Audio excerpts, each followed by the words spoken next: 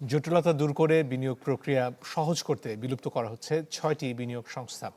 এসব দপ্তর একীভূত করে গঠন করা হচ্ছে বিনিয়োগ উন্নয়ন সংস্থা, যেখানে থাকবে না কাগজে নথির চল, চালু করা হবে ডি নথি।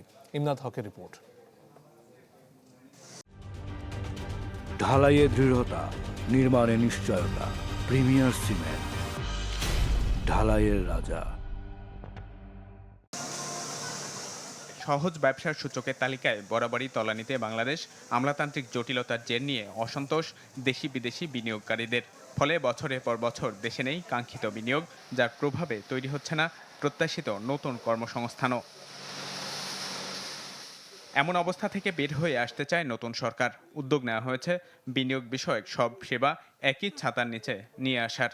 তথ্য বলছে, স্বাভাবিক প্রক্রিয়ায় বিনিয়োগের ফাইল প্রসেসিংয়ে জড়িত 6টি দপ্তর, যার মধ্যে রয়েছে বাংলাদেশ বিনিয়োগ উন্নয়ন কর্তৃপক্ষ বিডা, বাংলাদেশ রপ্তানি প্রক্রিয়াকরণ এলাকা কর্তৃপক্ষ বেবজা ও বাংলাদেশ অর্থনৈতিক অঞ্চল কর্তৃপক্ষ বেজা। তালিকায় রয়েছে বাংলাদেশ হাইটেক পার্ক কর্তৃপক্ষ, পাবলিক প্রাইভেট পার্টনারশিপ কর্তৃপক্ষ এবং বাংলাদেশ ক্ষুদ্র ও কুটির শিল্প কর্পোরেশন। তালিকায় যুক্ত হবে এ সম্পর্কিত অন্যান্য প্রতিষ্ঠানও। এসব প্রতিষ্ঠান বিলুপ্ত করে নতুন দপ্তর বিনিয়োগ উন্নয়ন সংস্থা গঠনের প্রক্রিয়া শুরু করেছে প্রধানমন্ত্রীর কার্যালয়। আমাদের দেশে বিনিয়োগ করতে বিনিয়োগকারীরা সবচেয়ে বেশি ভয় পায় যে পলিসি আনসার্টেনিটি।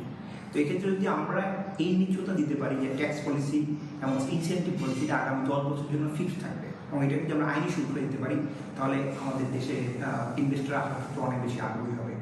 এরই মধ্যে শুরু হয়েছে এসব প্রতিষ্ঠান বিলুপ্তিকরণের যৌক্তিকতা, আইনি ও প্রশাসনিক প্রক্রিয়া, জনবল স্থানান্তর, নতুন প্রতিষ্ঠানের অর্গানোগ্রাম তৈরির কাজ। গঠন করা হয়েছে সংশ্লিষ্ট কয়েকটি কমিটি। কর খাতে সংস্কার, ব্যাংকিং খাতে সংস্কার, সামগ্রিকভাবে ব্যবসার যে খরচ সেগুলোকে কমানোর জায়গা, রুলস অ্যান্ড রেগুলেশনগুলোকে আরও সহজ করা।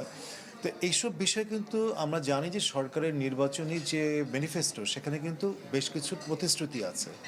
তো এখন আমরা যেটা দেখতে চাই সত্যিকার অর্থে যে এই প্রতিশ্রুতিগুলো কতটুকু সরকার আন্তরিকভাবে বাস্তবায়ন করছে।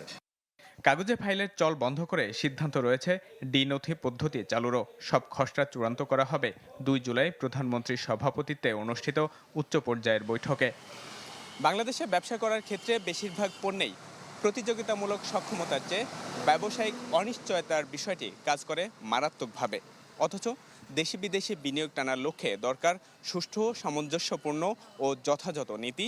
এ লক্ষ্যে কয়েক বছর ধরে কয়েকটি প্রকল্প নেওয়া হলেও সুফল মেলেনি কোনোটি থেকে। ইমদাদ হক, চ্যানেল 24, ঢাকা।